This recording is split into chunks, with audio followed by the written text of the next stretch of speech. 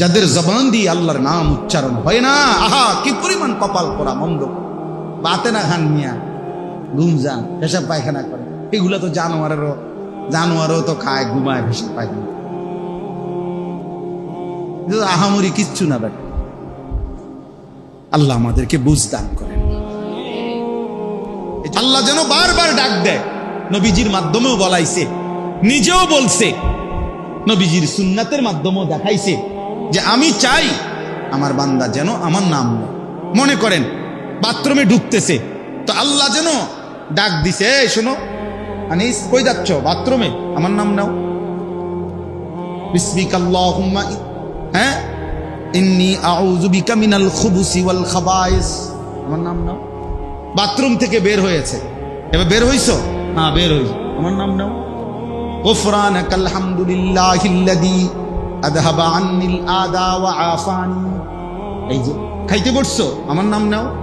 বিসমিল্লাহি ওয়া আলা বারাকাতিল্লাহ, খানা শেষ করছো, আমার নাম নাও। আলহামদুলিল্লাহিল্লাযী আত'আমানা ওয়া সাকানা ওয়া জাআলানা মিনাল মুসলিমিন। ঘুমাইবা এখন? আচ্ছা ঘুমাও, আমার নাম নাও। আল্লাহুম্মা বিসমিকা আমুতু ওয়া আহইয়া, ঘুম থেকে উঠছো, আমার নাম নাও। আলহামদুলিল্লাহিল্লাযী আহইয়ানা বাদামা আমাতানা ওয়া ইলাইহিন নুশুর। আল্লাহ যেন বলে, বান্দা সারাক্ষণ আমি তোমার জবানে আমার নাম শুনতে চাই।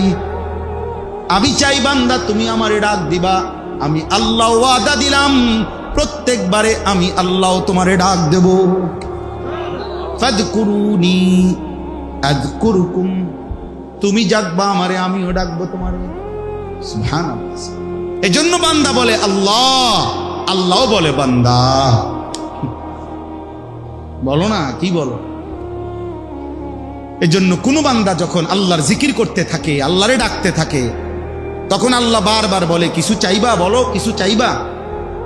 তো ওই বান্দা যখন আর চায় না, কিন্তু আল্লাহরে ডাকা বন্ধ করে না, তো হাদিসের মধ্যে আছে আল্লাহ তাআলা তখন বলে, আচ্ছা বান্দা তুমি আমারে ডাকতে থাকো, আমি তোমার প্রয়োজন পূরণ করতে থাকি। মান শাগালাহু যিকরি আন মাসআলাতি আ'তাইতুহু আফদালা মিম্মা উতিয়াস সাইলিন। এজন্য আল্লাহ তাআলা বলেন 24 ঘন্টা আল্লাহর চাওয়া আমাদের কাছে, আমরা যেন আল্লাহকে স্মরণ করি। আজ আমরা আল্লাহকে ভুলে যাচ্ছি প্রতিনিয়ত জীবন চলার পথে, সকাল থেকে রাত 10টা পর্যন্ত। আহা, ইনসাফের সাথে দেখেন কয়বার আল্লাহর নাম হয়েছে।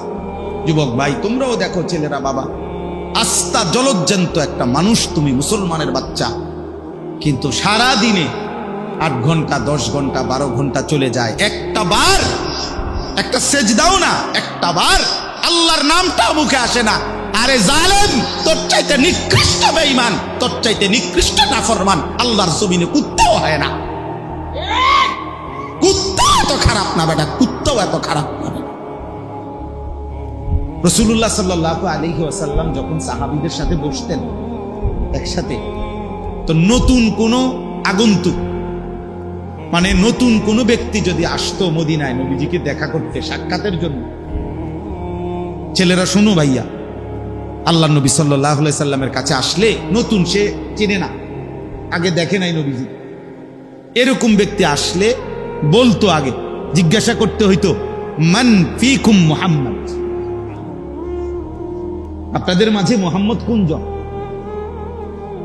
অর্থাৎ প্রত্যেকের লেবাস, পোশাক, চুল, দাড়ি, জামা এমন একরকম যে বুঝাই যাচ্ছে না কোনজন রাসূল সাল্লাল্লাহু আলাইহি ওয়াসাল্লাম। তো সাহাবীরা বলে দিতেন ওনারে, ওই নতুন ব্যক্তিকে, হুয়া ফিনা মুহাম্মদ, আমাদের মাঝে তিনি মুহাম্মদ সাল্লাল্লাহু আলাইহি ওয়াসাল্লাম। আজ আমরা তুমগুরে দেখলে আমগো মতো না, আমগরে দেখলে তুমগো মতো না। তোমরা চিন্তা করে দেখো ছেলেরা, কি তুমি বোকা না আমি বোকা? ইনসাফ করো, ইনসাফ করো ভাইয়া। এমন হয়ে গেলাম কেন আমরা? এমন হয়ে গেলাম, একেবারেই ভিন্ন চিন্তা, ফিকির, চুল, চেহারা, লেবাস, পোশাক, পরিকল্পনা, চলাফেরা, পছন্দ অপছন্দের ক্ষেত্রে এত ভিন্ন হয়ে গেলাম কেন? বাবার সাথে সন্তানের মিল নাই, মায়ের বোরকার লগে মেয়ের বোরকার মিল নাই, হ্যাঁ, ইমাম সাহেবের সাথে মুসল্লিদের মিল নাই। এত ভিন্ন হয়ে গেলাম। হাদিসের তারিখে আছে আসসিরাতুন নববিয়্যা কিতাবে সৈয়দ আবুল হাসান আলী নদভী রাহমাতুল্লাহর লিখিত কিতাব, যেটা আমি নিজে পড়ছি, ওটা নবীজি সাল্লাল্লাহু আলাইহি সাল্লাম, যদি একটা সুন্দর ঘটনা শুনুন, ছোট্ট ঘটনা। নবীজি সাল্লাল্লাহু আলাইহি সাল্লাম যেদিন মক্কা থেকে হিজরত করে মদিনায় সর্বপ্রথম যেই শহরে গ্রামে মহল্লায় ঢুকছেন, ওই মহল্লার নাম হলো কুবা, কুবা নগরী। মানে নবীজি হিজরতের সময় আইসা প্রথম এই মদিনার এই এলাকায় ঢুকছেন, কুবা নগরীতে। তো যখন ঢুকছেন তখন নবীজি সাল্লাল্লাহু আলাইহি সাল্লামকে অভ্যর্থনা জানানোর জন্য মদিনার অসংখ্য নারী পুরুষ, জওয়ান বুড়া বাচ্চা সবাই আসছে। তো এদের মধ্যে সর্বোচ্চ 70 থেকে 75 জন ব্যক্তি নবীজিকে চেনে, যারা মক্কায় হজ্জের সময় নবীজিকে দেখছে, নবীজির হাতে কালেমা পড়ছে। আর বাকিরা কেউ চিনে না, দেখে নাই আগে কেউ। আচ্ছা, ওনারা সব আসছে, নবীজি সাল্লাল্লাহু আলাইহি সাল্লামও ঢুকছে কোথায় কন্ত? কুবা নগরীতে। তো নবীজি সাল্লাল্লাহু আলাইহি সাল্লামের সাথে হিজরতের সময় একজন সাহাবী ছিলেন, উনি কে? হযরত আবু বকর সিদ্দিক রাদিয়াল্লাহু তাআলা আনহু। এটা আমরা সবাই জানি, ঠিক না? এই দুজন একসাথে যখন আসছে, আয়েশা 2 জন কিতাবে লিখছে, 2টা খেজুর গাছের নিচে বসছে। মানে এক গাছের নিচে নবীজি বসছে, আরেক খেজুর গাছের নিচে আবু বকর বসছে। দুজনই ক্লান্ত, প্রচন্ড রোদ্রে আসছে। তো বসার পর এখন এই যে লোকরা আইছে সাক্ষাৎ করতে, অভ্যর্থনা দিতে, এখন কেউ নিজ নিজ হিসাব মতে কেউ উনার সাথে মুসাফা করে, কেউ উনার সাথে মুসাফা করে, বুঝেন নাই? আর উইটা গিয়া জিগায় অন্য করে, চিনা জানা করে, কোনজন? কসম আল্লাহর, এই কথা কি? প্রত্যেকে জিজ্ঞাসা করে কোনজন, তিনি কোনজন, নবী কোনজন?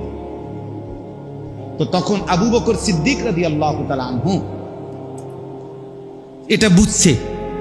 ওই যে হেরা যে বারবার কানাঘুষা করে, এটা উনি খেয়াল করে বুঝছে যে এটা জিগায় বারবার।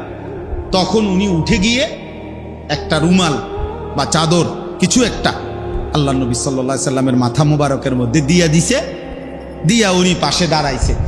এইবার সবাই বুঝছে ইনি মুহাম্মদ রাসূলুল্লাহ। তাহলে এর আগে বুঝতেছিল না কে মুহাম্মদ, কে আবু বকর। এই পরিমাণ সাদৃশ্য ছিল, অনুসরণ অনুকরণ এভাবে করছে। আজ আমরা এটাও বুঝি না, আমরা ভালোবাসি একরকম, অনুসরণ করি ভিন্ন রকম। আমরা বিড়ি মুখে ভালোবাসি, আমরা দাড়িবিহীন চেহারায় নবীকে ভীষণ ভালোবাসি। আমরা মিসওয়াক ছাড়া নবীকে খুব ভালোবাসি, আমরা দস্তরখান ছাড়া নবীকে খুব ভালোবাসি। আমাদের স্ত্রী বেপর্দা, আমরা নবীকে খুব ভালোবাসি। আমাদের ঘরে প্রতিদিন রঙিন টেলিভিশনে নাচ গান চলে, আমরা নবীকে খুব ভালোবাসি। আমরা সুদের টাকাও নেই, কিস্তির টাকাও নেই, আমরা নবীকে খুব ভালোবাসি। আমাদের ছেলে এক ওয়াক্ত নামাজ পড়ে না, আমরা রাসূলকে ভালোবাসি। আমাদের ঘরের বিবি বাচ্চা ফজরের নামাজ কেউ পড়ে না, আমরা নবীকেই ভালোবাসি। আহা, এত বড় জুলুম, এত বড় মিথ্যা দাবি পৃথিবীতে আর কারো ব্যাপারে হয়েছে কিনা সন্দেহ, সন্দেহ আছে। ইনসাফের সাথে দেখেন, ইনসাফের সাথে পৃথিবীতে কোন দল পার্টি, ওই দলের নেতা কর্মীরাও এরকম ভালোবাসা দেখাইছে কিনা নেতার প্রতি, এটারও নমুনা নাই, এটারও নমুনা। অথচ আমাদের ভালোবাসা এটা যে আমরা আমাদের মন মতো চলি, আমাদের খেয়াল খুশি মতো আমরা যা ইচ্ছা তাই করি, আর আমাদের জবানে উচ্চারণ হলো আমরা নবীকেই ভালোবাসি। এটা কিভাবে সম্ভব বলেন? ইনসাফ। কে সুন্নি কে ওয়াহাবি রিফরে কইেন, কে আশেক কে দুশ্মন পরে বলিয়েন, কমপক্ষে মোটা দাগে যে কদ্দুর জানেন এর দূরের লগে মিলাই দেন। আমার কথা বোঝেন না, একারে এগুলো তো মোটা দাগের কথা। দাড়ি, টুপি, লেবাস, পোশাক, মেসওয়াক, দস্তরখান, হালাল হারাম, হ্যাঁ, পর্দা পুশিদা, এটি তো একেবারে মোটা দাগের কথা, ঠিক না কথা? একারে সবাই বোঝে, একারে সাধারণ থেকে সাধারণ মানুষও এগুলা বোঝে যে নবীজির আমল, নবীজির কথা, আল্লাহর কথা, এটা সবাই জানে না। কিন্তু এগুলোতেও একদম বিরোধী, এগুলো তো নাই, চিহ্ন নাই এগুলার। ওই লোক নবীজিকে ভালোবাসে, এতে যে গাছ জোরে কথা কয়, চিল্লায়, চিৎকার মারে, ঘটনাটা কি তার? হ্যাঁ, দয়া করে ভাবতে শেখো ছেলেরা, দয়া করে ভাবতে শেখো। স্বার্থপর এই দুনিয়ায়, মনে রাখো বন্ধু, শেষ পর্যন্ত তোমারই নিয়ে কেউ ভাববে না, তুমি তোমাকে নিয়ে ভাবতে হবে। ইব্রাহিম আলাইহিস সালাম আল্লাহর ঘর কাবা ওনার সন্তান ইসমাইলকে নিয়ে পুনরায় নির্মাণ করছেন। তো নির্মাণ করার পরে তিনি আল্লাহর কাছে দোয়া করছিলেন, কিছু দোয়া করছিলেন আর কি। এই দোয়া, অনেকগুলো দোয়া করছেন উনি, তার মধ্যে একটা দোয়া এটা করছেন, ওয়া আরিনা মানাসিকানা, হে আল্লাহ আপনি আমাদেরকে, আমাদের জন্য যতগুলো মানাসিক সেগুলো আপনি শিখায়া দেন, দেখায়া দেন। আর এইখানেও দেখলেন এই আয়াতের মধ্যে আছে ফাইজা কাদাইতুম মানাসিকাকুম, যখন তোমাদের মানাসিক শেষ হয়, আল্লাহ বলতেছে সমাপ্ত হয়। কোরআন শরীফে এর কাছাকাছি আরেকটা শব্দ আছে, নুসুক। ভাইয়া তোমরা যারা এই মোবাইল হাতে, ওরা কিছুই বুঝতা না, আমি বললাম এই ফালতু এই কাজটা করেই সময়টা শেষ হয়। এই জন্য দয়া করে যাদের হাতে মোবাইল তারা মোবাইল নামায় ফেলে। এই বেটা, এই প্লাস্টিক,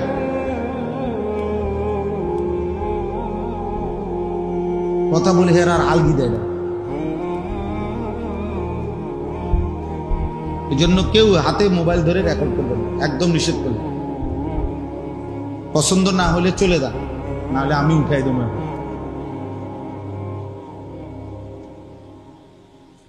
হাতে মোবাইল ধরলে দিল জমে না, মানে কথা দিলে ঝোঁকে না। প্রতি মিনিট সেকেন্ড সেকেন্ড এটা মনে আসে সে মোবাইলে উঠতেছে কিনা, একটু পর পরে নজরটা ওইটার দিকে যায়, ফলে জেহানটা পুরা থাকে মোবাইল কেন্দ্রিক, নিজের দিলে আর কথা জমে না। এই জন্য একটা সারাদিন সবাই রেকর্ড করতে হবে, এটা কোনো জরুরি না ভাই। নিজের জন্যও তো শোনা দরকার, নিজের ভালো, নিজের কল্যাণ, এটাও তো ভাবা দরকার, এটাও তো ফিকির করা দরকার। শুধুই কেবল অন্যের চিন্তা, এটা খুব বুদ্ধিমানের কাজ, নিজেকে বাদ দিয়ে। এটা কখনোই শুধু সারাক্ষণই আমি শুধু অন্যের ভাবনাই ভাবলাম, নিজের জন্য কিছুই ভাবলাম না, এটা উচিত না। কোরআনুল কারীমের মধ্যে আল্লাহ তাআলা বলছেন, ইয়া আইয়ুহাল্লাযীনা আমানু আলাইকুম আনফুসাকুম, হে ঈমানদারগণ তোমরা প্রত্যেকেই নিজেকে আঁকড়িয়ে ধরো, নিজেকে সাজিয়ে তোলো, গড়ে তোলো। ইয়া আইয়ুহাল্লাযীনা আমানু কু আনফুসাকুম ওয়া আহলিকুম নার, হে ঈমানদারগণ তোমরা নিজেকে বাঁচাও জাহান্নামের আগুন থেকে, এবং অতঃপর পরিবারের সদস্যদেরকে বাঁচাও জাহান্নামের আগুন। তাহলে নিজেকে বাঁচাও, এটা আলাদাভাবে বলছে। তার মানে কখনো এমন হালাত হইতে পারে যে তোমার হাজারো চেষ্টার পরেও পরিবারের কেউ তোমার নিয়ন্ত্রণে নাই, অথবা সমাজের কেউ তোমার পক্ষে নাই, তবুও নিজেকে একা হলেও জাহান্নামের আযাব থেকে বাঁচাও। এখন আর আমার সাথে কেউ নাই, কিন্তু এরপরেও আমি একা হলেও আল্লাহর দ্বীনের উপরে টিকে থাকতাম।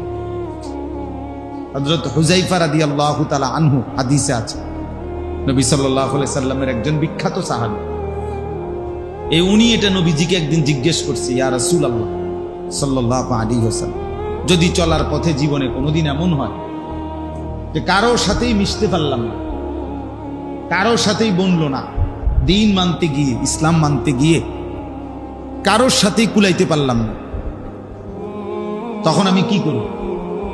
আল্লাহ নবী সাল্লাল্লাহু আলাইহি ওয়াসাল্লাম বলেছে, ফাতাজিলিল ফিরাকা কুল্লাহা, সব দল ছেড়ে দিও, আর তুমি একা গাছের গোড়ালি শিকড়, বি আসলে শাজারাতিন, গাছের শিকড় গোড়ালি আঁকড়াইয়া ধরে হলেও একাই আল্লাহ দ্বীনের উপরে মজবুত থাকে। একাই। হযরত আবু যর গিফারি রাদিয়াল্লাহু তাআলা আনহু, তিনি একজন সাহাবী ছিলেন, বিখ্যাত সাহাবী। ওনার একটা মত ছিল, এই একটা মত কোন সাহাবী মেনে নেয়নি, কেউ না, একবারে ওনার পক্ষে কোনো সাহাবী ছিল না ওনার এই মতের কারণে। মানে ওনার একটা মত ছিল, প্রয়োজনের অতিরিক্ত, আজকের একদিনের প্রয়োজনের অতিরিক্ত 1 টাকা জমা করে রাখা, এটাই হারাম, ওইটাই জাহান্নাম। উনি এত কঠিন ছিলেন এই সাহাবী। শেষ পর্যন্ত উসমান রাদিয়াল্লাহু তাআলা আনহু, দেখেন ওই যে আর ছোট বাচ্চা পাওয়া যায় না ভিডিও করার জন্য, এই অপদার্থ,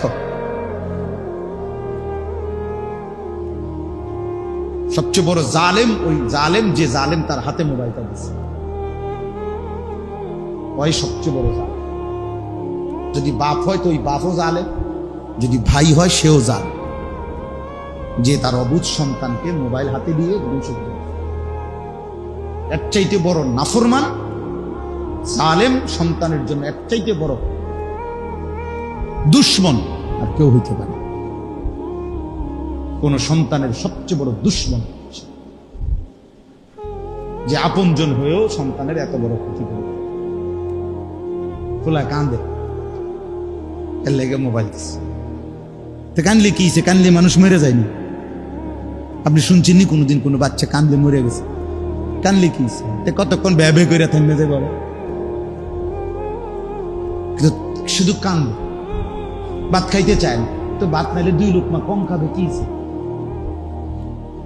কি হয়েছে? অসুবিধা কি? আপনি যেই কোনো ডাক্তারকে দেখান, ডাক্তাররা বলে যে ভাত অনেক খাওয়া, স্বাস্থ্যবান হওয়া এটা জরুরি না, সে সুস্থ আছে, এবার হ্যাংলা হোক, এতে কোনো সমস্যা নেই। হে হ্যাংলা পাতলাই হোক, এটাকে একটা মোড়া তাজা হয়ে যেতে বা হাতির মতো, এটা এত জরুরি কিনা? আপনি জিজ্ঞাসা করেন ডাক্তারদেরকে, শিশু ডাক্তারদেরকে।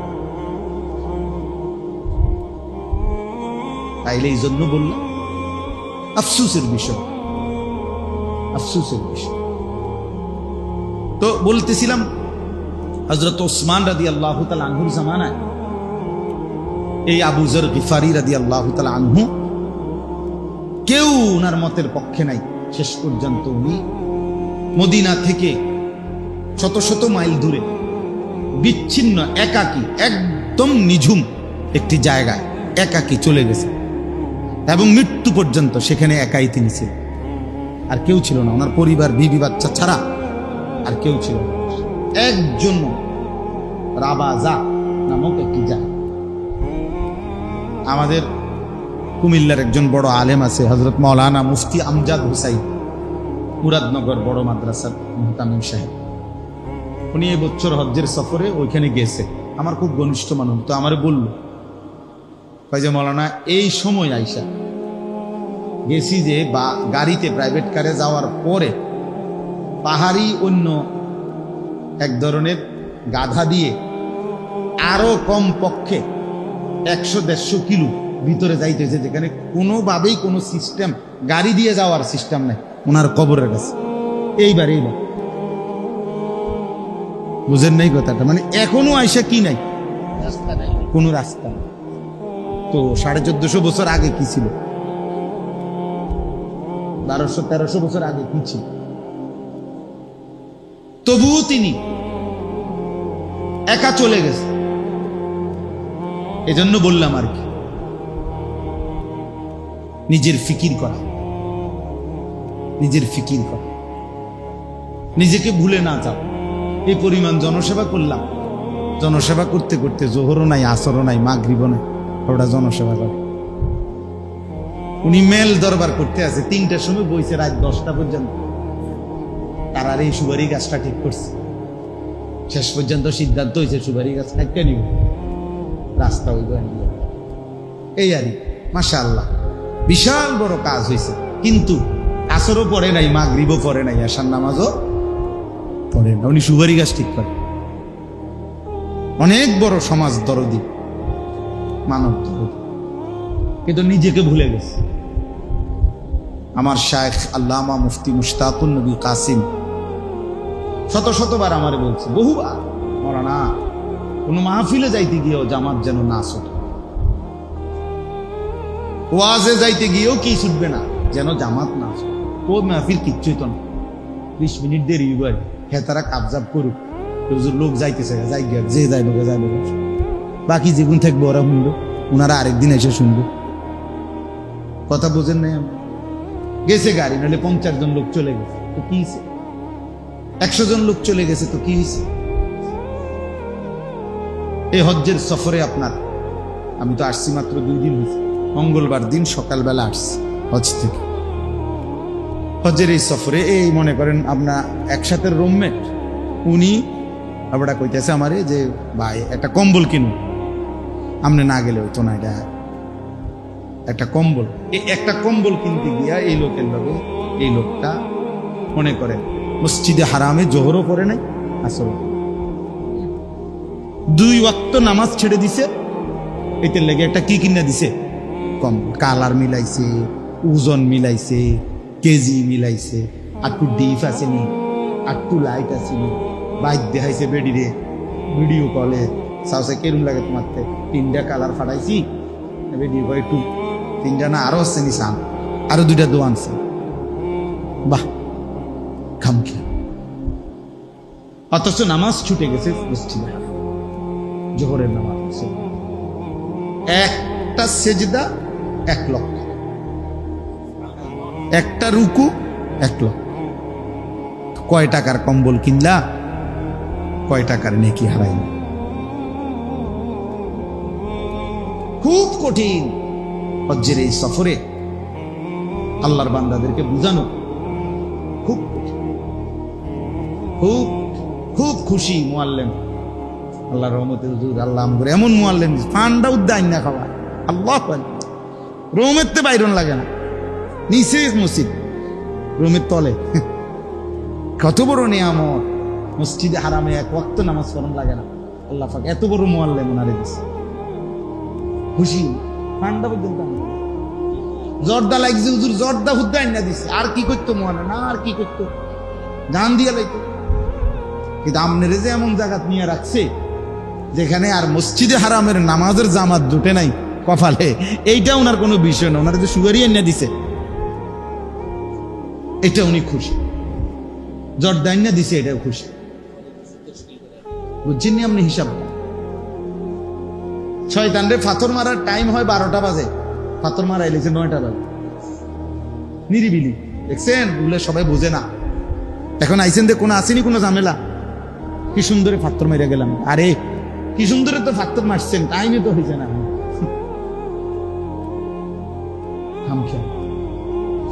খামখেয়াল। এই জন্য দোস্ত আজকে সময় কম, আমি এটা বুঝাইতে চাই যে ইসলাহি মজলিস, এই ছোট মজলিস খুব উপকারী। নিজের সংশোধন, নিজের ফিকির, নিজের ঈমান, নিজের আমল, নিজের আখেরাত, নিজের কবর, নিজের যা পরকাল একান্তভাবে ভাবা, এটা আমাদের জন্য জিম্মাদার। ১৬ লক্ষ আম্বিয়া, নবী রসুল, আদম আলাইহিস সালাম থেকে নিয়ে আমাদের নবী পর্যন্ত সমস্ত নবী উম্মতের জন্য দিবানিশি কানছে, ফিকির করছে, দাওয়াত দিছে, চেষ্টা মেহনত করছে।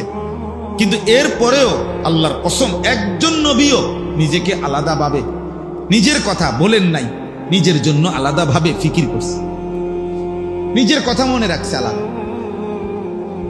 যে নবী সাল্লাল্লাহু আলাইহি সাল্লাম 23 বছর উম্মতের জন্য কাঁদছেন, সেই তিনিও আলাদাভাবে প্রত্যেক নামাজের ওয়াক্তে বলতেন, নামাজ শেষ করে 5 ওয়াক্ত নামাজে, আল্লাহুম্মা হাসিবনি হিসাবান ইয়াসীরা।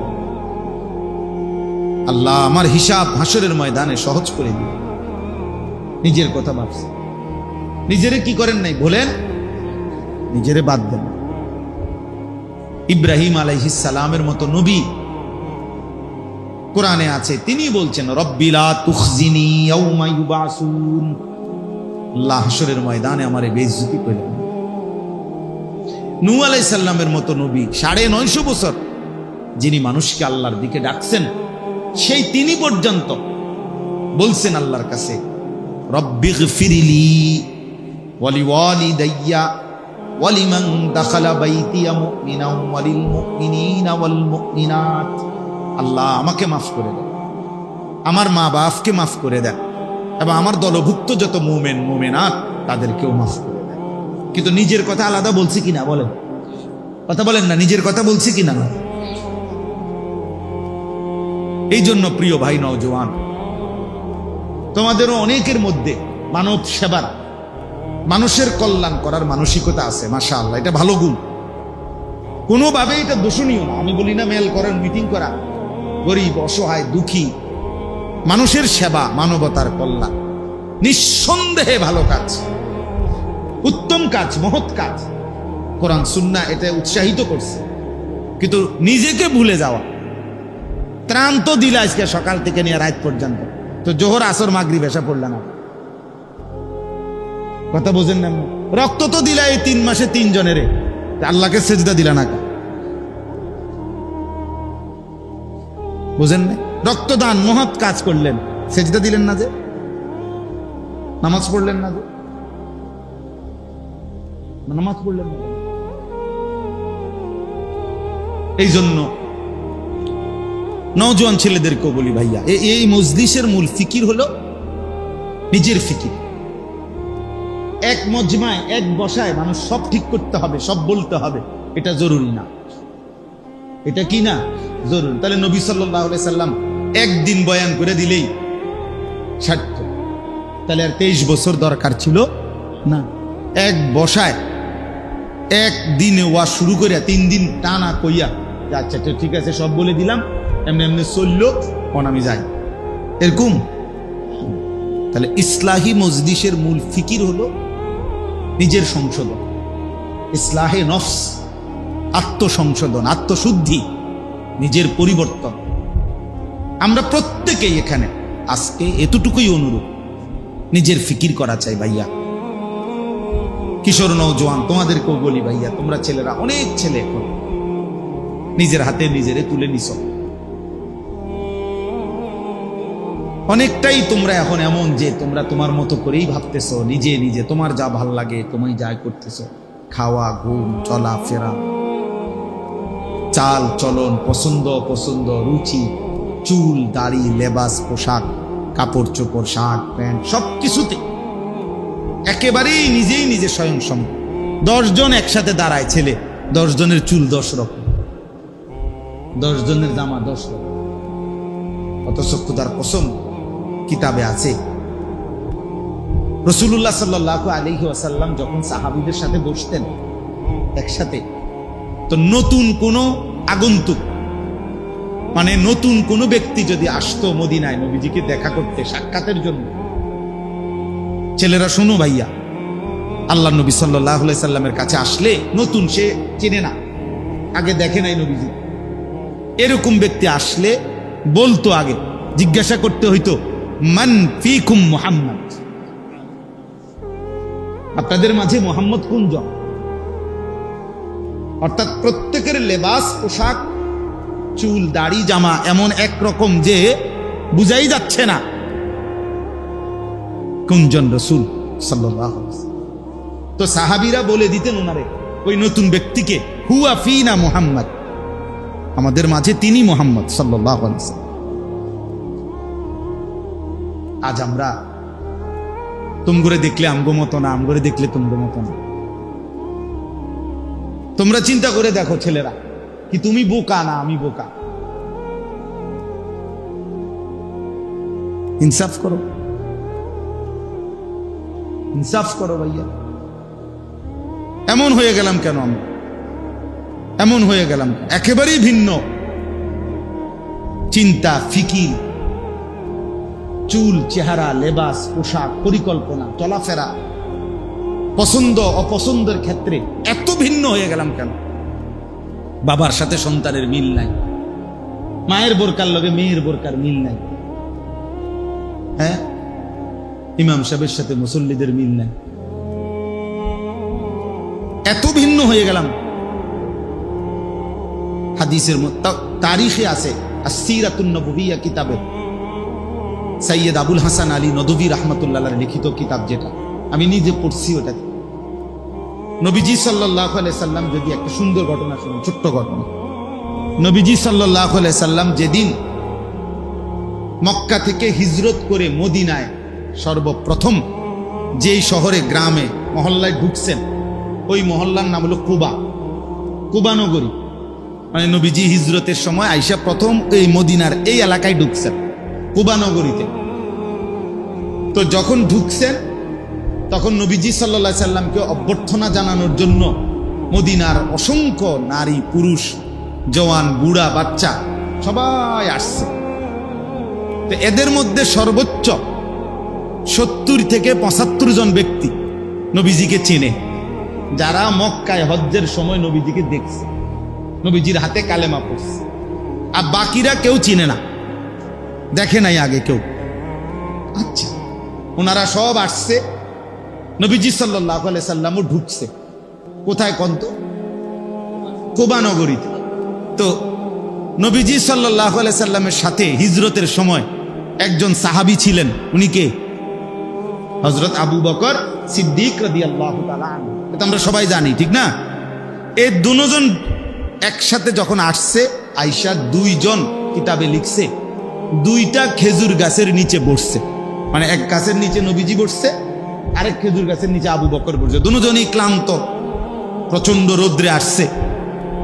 তো বসার পর এখন এই যে লোকরা আইছে সাক্ষাৎ করতে, অভ্যর্থনা দিতে, এখন কেউ নিজ নিজ হিসাব মতে, কেউ উনার সাথে মুসাফা করে, কেউ উনার সাথে মুসাফা, বুঝেন নাই? তা আর উইটা গিয়া জিগায় অন্য করে, চিনা জানা করে, কোনজন? কসম আল্লাহর, এই কথা কি? প্রত্যেকে জিজ্ঞাসা করে কোনজন, তিনি কোনজন, নবী কোনজন? তো তখন আবু বকর সিদ্দিক রাদিয়াল্লাহু তাআলা আনহু এটা বুঝছে। ওই যে হেরা যে বারবার কানাঘুষা করে, এটা উনি খেয়াল করে বুঝছে যে এটা জিগায় বারবার। তখন উনি উঠে গিয়ে একটা রুমাল বা চাদর কিছু একটা আল্লাহ নবী সাল্লাল্লাহু আলাইহি সাল্লামের মাথা মুবারকের মধ্যে দিয়া দিছে, দিয়া উনি পাশে দাঁড়াইছে। এইবার সবাই বুঝছে ইনি মুহাম্মদ রাসূলুল্লাহ। তাহলে এর আগে বুঝতেছিল না কে মুহাম্মদ, কে আবু বকর। এই পরিমাণ সাদৃশ্য ছিল, অনুসরণ, অনুকরণ এভাবে করছে। আজ আমরা এটাও বুঝি না। আমরা ভালোবাসি একরকম, অনুসরণ করি ভিন্ন রকম। আমরা বিড়ি মুখে ভালোবাসি, আমরা দাড়িবিহীন চেহারায় নবীকে ভীষণ ভালোবাসি। আমরা মিসওয়াক ছাড়া নবীকে খুব ভালোবাসি। আমরা দস্তরখান ছাড়া নবীকে খুব ভালোবাসি। আমাদের স্ত্রী বেপর্দা, আমরা নবীকে খুব ভালোবাসি। আমাদের ঘরে প্রতিদিন রঙিন টেলিভিশনে নাচ গান চলে, আমরা নবীকে খুব ভালোবাসি। আমরা সুদের টাকাও নেই, কিস্তির টাকাও নেই, আমরা নবীকে খুব ভালোবাসি। আমাদের ছেলে 1 ওয়াক্ত নামাজ পড়ে না, আমরা রাসূলকে ভালোবাসি।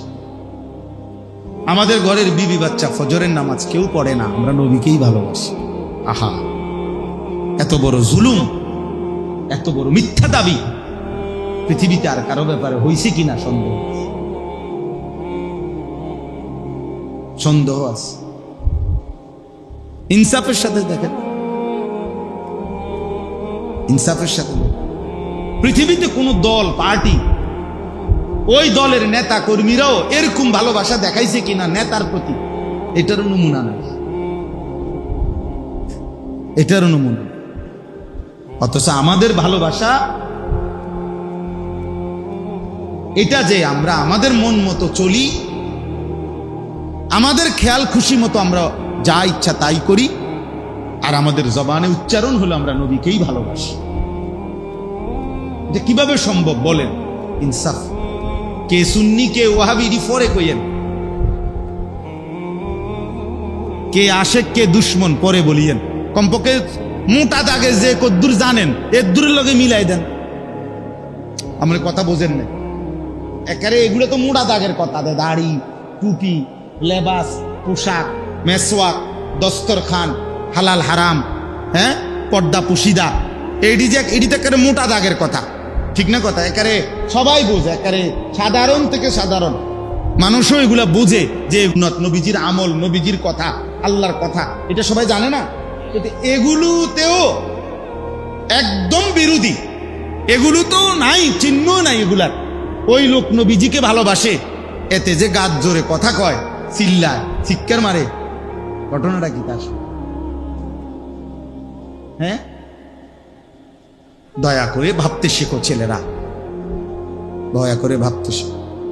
স্বার্থপর এই দুনিয়ায় মনে রাখো বন্ধু, শেষ পর্যন্ত তোমারই নিয়ে কেউ ভাববে না, তুমি তোমাকে নিয়ে ভাবতে হবে। ছেলেদেরকে বললাম, ভাইয়া, বন্ধু ধোকা, স্ত্রী ধোকা, সন্তানাদি ধোকা, স্বার্থপর এই দুনিয়া, শেষ পর্যন্ত তুমি একাই ভাবতে হবে। আমার যেদিন পাও ভাঙছে সেদিন আমারই পাও ভাঙছে, শুধু আমার বউর পাও ভাঙে না, আমার ফুতেরও পাও ভাঙে। হ্যাঁ, আমার সুখে আমি, আমার দুঃখে আমি। এই জন্য আমরা প্রত্যেকেই ইসলামী মজলিসের আজকের এই মোবারক বরকতময় মজলিসে আমাদের জিম্মাদারি নিজের ভাবনা, নিজের ফিকির করা। হ্যাঁ, মানুষের কল্যাণ, স্ত্রী সন্তানের কল্যাণ, গোটা পৃথিবীর কল্যাণ, মানবতার কল্যাণ নিঃসন্দেহে ভালো কাজ, জরুরি, উচিত, কিন্তু নিজেকে বাদ দিয়ে নয়। মানে আমি যেটা বুঝাইতে চাইতেছি, নিজেকে ভুলে, নিজেকে বাদ দিয়ে। আল্লাহ তাআলা আমাদেরকে বুঝ দান করেন। চলেন তাইলে যেই কথাটা বলতেছিলাম, কোরআনুল কারীমের মধ্যে আছে আল্লাহ তাআলার কাছে ইব্রাহিম আলাইহিস সালাম দোয়া করছেন মানাসিক। আল্লাহ বলছে প্রত্যেক জাতির জন্য আমি নির্ধারণ করেছি মানাসিক, মানসাক। এই শব্দটার তিনটা অর্থ। একটা অর্থ হলো হজ, একটা অর্থ হলো কুরবানি, একটা অর্থ হলো সমস্ত ইবাদত। অতএব এখন আল্লাহ তাআলা বলতেছে ফাইজা কাদাইতুম মানাসিকাকুম, যখন তোমাদের হজ্জের কার্যাবলী শেষ হয় তখন তোমাদের করণীয় কি? অথবা যখন তোমাদের কুরবানির কার্যাবলী শেষ হয় তখন তোমাদের করণীয়, অথবা যখন তোমাদের কোনো ইবাদত, নির্ধারিত ইবাদত, নামাজ, রোজা, হজ, যাকাত, এরকম নির্ধারিত কোনো ইবাদত যখন শেষ হয় তখন তোমাদের করণীয়। তো এই জন্য আমরা এখন তিন শ্রেণী এখানে আছি। মনে করেন আমি হজ করে আসছি, তো আমার করণীয় কি? আমরা যারা কোরবানি করছি আমাদের করণীয় কি? আর তোমরা যারা কোরবানি করো নাই, হজ করো নাই, বাকি কোনো না কোনো ইবাদত আল্লাহর হুকুম মানছো, তো আমাদেরও করণীয় কি? এই জন্য একসাথে বললাম। আল্লাহ তাআলা বলেন ফাইজা কাদাইতুম মানাসিকাকুম, যখন তোমাদের হজ্জের যাবতীয় কাজ শেষ হয়। এখানে প্রথম মানে পূর্বাপরের মিলের কারণে প্রথম অর্থ এটা, আর ওই দুই অর্থ এটার সাথে কি করা যাবে? অ্যাড করা যাবে। তো আল্লাহ তাআলা বলেন বান্দা আমি চাই যখনই যেই ইবাদত যেই সময়ে নির্ধারিত ওইটা করার পর, চাই সেটা নামাজ হোক, রোজা হোক, চাই সেটা হজ হোক, যাকাত হোক, নির্ধারিত সময়ের যেই ইবাদত, ওই ইবাদত করার পর তোমার দায়িত্ব হলো ফাযকুরুল্লাহ, আমি আল্লাহ তাআলার জিকির করব। ফাইদা কাদাইতুম মানাসিকাকুম ফাযকুরুল্লাহ। রব্বুল আলামিন বলেন বান্দা যখন ইবাদত শেষ হবে, হজ্জের কাজ শেষ হবে, নামাজ শেষ হবে, রোজা শেষ হবে, যাকাত দেওয়া শেষ হবে, সেজদা করা শেষ হবে, রুকু করা শেষ হবে, কোরআনুল কারীম তেলাওয়াত করা শেষ হবে, দান সাদাকা করা শেষ হবে, যাই করো বান্দা, এর পরপরই তুমি কি করবা? ফাদকুরুল্লাহ, তোমার আল্লাহকে ডাকো। এজন্য আল্লাহ তাআলা চায়, পুরা কোরআনের একটা মূল বক্তব্য যে আল্লাহ চায় বান্দা তুমি যখন যেখানে থাকো, যেভাবেই থাকো, আমি আল্লাহর স্মরণ, আমার নাম সঙ্গে নিয়ে থাকি। কাদিক্রিকুম আবাআকুম আও আশাদ্দা যিকরা, কি পরিমাণ আমারে ডাকবা, কতক্ষণ ডাকবা, কি পরিমাণ ডাকবা? আল্লাহ বলে সারাদিন নিজেরা, বাবা দাদা বংশধর, নিজের আশপাশের মানুষকে যে পরিমাণ ডাকাডাকি করো, ওই পরিমাণ আমি আল্লাহকে ডাকো, অথবা তার চাইতে বেশি পরিমাণে আমি আল্লাহকে ডাকো। আমরা মানুষ মাত্রই ডাক দেওয়া ছাড়া আমাদের জীবন চলবে না। মানুষ মাত্রই জীবন চলার পথে কাউকে না কাউকে তাকে ডাকতে হয়। হয় মাকে ডাকলাম, নয় বাবাকে, নয় স্ত্রীকে, নয় ছেলেকে, নয় মেয়েকে, নয় ভাইকে, নয় বোনকে, হ্যাঁ, নয়তো কাস্টমাররে ডাক দিলাম, নয়তো দোকানদাররে ডাক দিলাম, নয়তো অটোওয়ালারে ডাক দিলাম, নয়তো সিএনজিওয়ালারে ডাক দিলাম। মানে কেউ না কেউ চলার পথে আমরা জীবন চলতে গেলে সারাক্ষণই আমাদেরকে কি করতে হয়? ডাকাডাকি করতে। তো আল্লাহ বলেন সারাদিনে যত ডাকাডাকি করো বান্দা, কমপক্ষে ওই পরিমাণ আমি আল্লাহরে ডাকো, অথবা তার চাইতে বেশি পরিমাণ আল্লাহকে। এর চাইতে নিচে যেন না হয়, এর চাইতে কম যেন না হয়, এর চাইতে কম যেন। তার মানে আল্লাহ তাআলার মূল চাওয়া যে বান্দা যখন তুমি যেখানেই থাকো, আমার ইবাদত পালন করার পরে আমারে সঙ্গে নিও, আমার নাম স্মরণ করো। ফাইদা কুদিয়াতিস সালাতু ফান্তাশিরু ফিল আরদ ওয়াবতাগু মিন ফাদলিল্লাহ ওয়াযকুরুল্লাহা কাসীরা। এই যে আল্লাহ বলে যখন নামাজ শেষ হয়, তুমি জমিনে ছড়িয়ে পড়ো, আমার দেওয়া রিজিক তালাশ করো, মানে যার যে কর্ম ওই কর্মে লেগে যাও। তবে ওয়াযকুরুল্লাহা কাসীরা, বেশি বেশি আল্লাহকে স্মরণ করো। লাআল্লাকুম তুফলিহুন, নিশ্চিত তাহলে সফল হবে, কামিয়াব হবে, কৃতকার্য হবে, জান্নাতি হবে। তাহলে নামাজ শেষ করে বান্দার করণীয় কি? আল্লাহর জিকির। বলেন না, বান্দার করণীয় কি? আল্লাহ। হজ শেষ করে বান্দার করণীয় কি? আল্লাহর জিকির। কোরআনুল কারীমে আছে ওয়ালি তুকমিলুল ইদ্দাতা ওয়ালি তুকাব্বিরুল্লাহ আলা মা হাদাক। গুনে গুনে গুনে গুনে পুরা রমজান মাস রোজা আদায় করো, এবং পুরা মাস যখন শেষ হবে, ঈদের চাঁদ উঠবে, এবার আমি আল্লাহর তাকবীর, আল্লাহু আকবারের ধ্বনি বুলন্দ করো, উঁচা করো। এজন্য আমরা ঈদুল ফিতরের দিন কি পড়ি? আল্লাহু আকবার, আল্লাহু আকবার, লা ইলাহা ইল্লাল্লাহু, আল্লাহু আকবার, আল্লাহু আকবার, ওয়ালিল্লাহিল হামদ। এই যে আল্লাহ বলছেন আমার নাম বলুন, আমার নাম বলুন। এভাবে বারবার আছে ওয়াযকুরুল্লাহা ফি আইয়ামিম মা'দুদাত। রব্বুল আলামিন বলে কোরবানির এই নির্ধারিত দিনগুলোতে আমার জিকির করো। ওয়াযকুরুসমাল্লাহি ফি আইয়ামিম মা'লুমাত, আইয়ামে তাশরীকের এই 5 দিন, এই দিনগুলোতে আমার জিকির করো। এজন্য 9 জিলহজ থেকে 13 জিলহজ 5 ওয়াক্ত নামাজের পরে আমরা সালাম ফিরাই এই ফরজের কি পড়ি? আল্লাহু আকবার, আল্লাহু আকবার, লা ইলাহা ইল্লাল্লাহু, আল্লাহু আকবার, আল্লাহু আকবার, ওয়ালিল্লাহিল হামদ। এজন্য বাপ, জওয়ান ভাই, সবার কাছে কথা, আল্লাহ তাআলা চায় বান্দা তুমি আমাকে নিয়ে থাকো, আমার স্মরণ, আমার জিকির করো, আমার নাম নাও। আল্লাহ যেন বারবার ডাক দেয়, নবীজির মাধ্যমেও বলাইছে, নিজেও বলছে, নবীজির সুন্নাতের মাধ্যমেও দেখাইছে যে আমি চাই আমার বান্দা যেন আমার নাম নেয়। মনে করেন বাথরুমে ঢুকতেছে, তো আল্লাহ যেন ডাক দিছে, এই শোনো আনিস, কই যাচ্ছ? বাথরুমে, আমার নাম নাও। বিসমিকাল্লাহুম্মা, হ্যাঁ, ইন্নী আউযু বিকা মিনাল খুবুসি ওয়াল খাবাইস, আমার নাম নাও। বাথরুম থেকে বের হয়েছে, এবার বের হইছো? হ্যাঁ বের হইছো, আমার নাম নাও। গুফরানাকাল হামদুলিল্লাহিল্লাযী আযহাবা আন্নিল আদা ওয়া আফানি। এই যে খাইতে বসছো, আমার নাম নাও। বিসমিল্লাহি ওয়া আলা বারাকাতিল্লাহ। খানা শেষ করছো, আমার নাম নাও। আলহামদুলিল্লাহিল্লাযী আত'আমানা ওয়াসাকানা ওয়াজআলানা মিনাল মুসলিমিন। ঘুমাইবা এখন? আচ্ছা ঘুমাও, আমার নাম নাও। আল্লাহুম্মা বিসমিকা আমুতু ওয়া আহইয়া। ঘুম থেকে উঠছো, আমার নাম নাও। আলহামদুলিল্লাহিল্লাযী আহইয়ানা বা'দা মা আমাতানা ওয়া ইলাইহিন নুশুর। আল্লাহ যেন বলে, বান্দা সারাক্ষণ আমি তোমার জবানে আমার নাম শুনতে চাই। আমি চাই বান্দা তুমি আমারে ডাক দিবা। আমি আল্লাহ ওয়াদা দিলাম, প্রত্যেকবারে আমি আল্লাহ তোমারে ডাক দেব।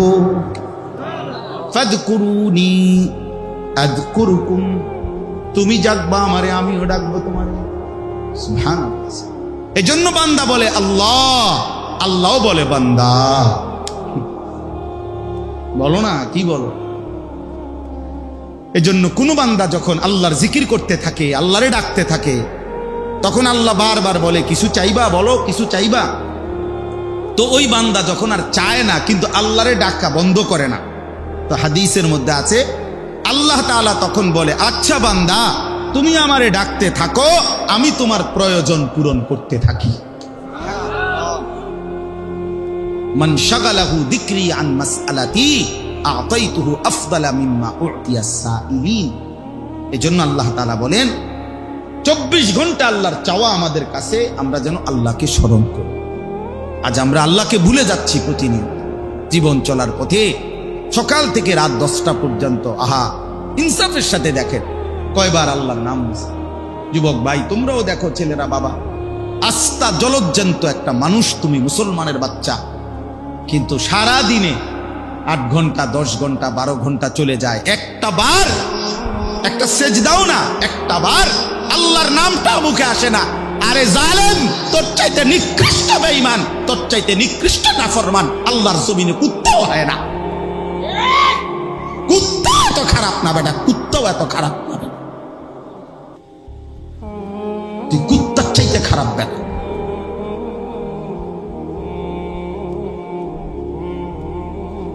তুই মানুষের বাচ্চা হইলি কেন হবে?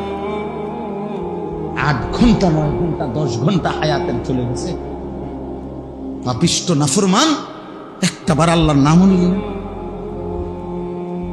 কোন মার ঘরে জন্ম নিছ বেটা?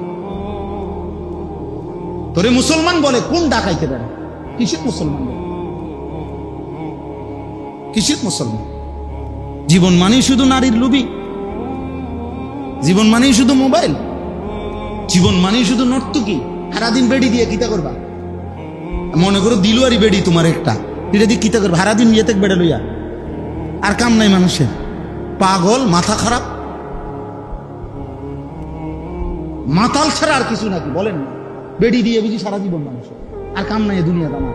আমি বুঝি সারাদিন আইছি দুনিয়ার বেড়ির লোকে উঠতে পারবো। এটা তো একটা জরুরত, শাহওয়াত, সেটা তো আল্লাহ তাআলা হালাল বিবাহের মাধ্যমে পূরণের ব্যবস্থা রাখছেন কিনা বলে। তো সেটার জন্য সারাদিন ব্যস্ত থাকা, সারাদিন নারী, সারাদিন ছবি, সারাদিন উলঙ্গ দৃশ্য। আস্তাগফিরুল্লাহ, আস্তাগফিরুল্লাহ, আস্তাগফিরুল্লাহ। প্রিয় সন্তান আমার, ছেলেরা আমার, বাবারা আমার, ইনসাফের সাথে ভাবেন, ইনসাফের সাথে। যারা নামাজ পড়েন না, কেন পড়েন না? যাদের জবান দিয়ে আল্লাহর নাম উচ্চারণ হয় না, আহা কি পরিমাণ কপাল পোড়া, মন্দ বাতে না খান মিয়া, ঘুম যান, পেশাব পায়খানা করে, এগুলো তো জানোয়ারও তো খায়, ঘুমায়, পেশাব পায়খানা, আহামরি কিচ্ছু না বেটা। আল্লাহ আমাদেরকে বুঝ দান করেন। এজন্য আল্লাহ বলেন মানুষ 2 রকম। ফামিনান নাসি মান ইয়াকুলু রাব্বানা আতিনা ফিদ দুনিয়া। কিছু মানুষ আছে এমন, যাদের দিবানিশি এক কথা, আল্লাহ যা দিবেন আমারে দুনিয়ায় দেন। আল্লাহ বলেন ঠিক আছে দেব দুনিয়ায়, তবে শুনে নাও, ওয়ামা লাহু ফিল আখিরাতি মিন খালাক। আখিরাতে কিন্তু তোমার জন্য কোনো অংশ নাই। ঠিক আছে নাও, ভাত তরকারি তো ঠিক আছে, দোতলা বিল্ডিং হইলেই তো চলবে, আচ্ছা করো। বিয়ে করলেই তো সারবো, ঠিক আছে বিয়ে করো। বিদেশ যাইতে চাও, এই তো ঠিক আছে যাও, ঠিক আছে দিলাম দুনিয়া, তবে ওমা লাহু ফিল আখিরাতি মিন খালাক। মনে রাখো না ফরমান, দুনিয়া চাইলা দুনিয়া দিলাম, আখিরাতে কিন্তু কোন অংশ দেব না।